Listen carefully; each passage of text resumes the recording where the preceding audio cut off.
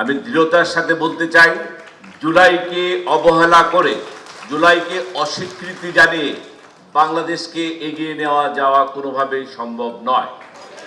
৭১ যেমন আমাদেরকে স্বাধীনতা দিয়েছিল, জুলাই আমাদেরকে যে শিক্ষা দিয়েছে গুড গভর্নেন্স এন্ড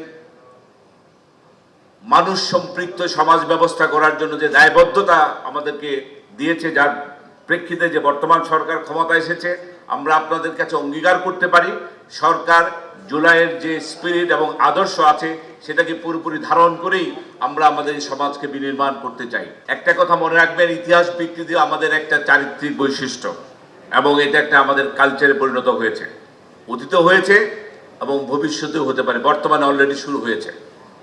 তাই আমাদেরকে সতর্ক থাকতে হবে যেন জুলাইয়ের আত্মত্যাগ, সত্য এবং ইতিহাস কোনো অপব্যাখ্যা, বিভ্রান্তি বা সংকীর্ণ স্বার্থের কাছে যেন হারিয়ে না যায়। কেউ কেউ জুলাইকে নিজেদের রাজনৈতিক বয়ানে ব্যবহারের চেষ্টা করেন, আবার কেউ কেউ এর তাৎপর্য খাটো করে দেখানোর চেষ্টা করেন।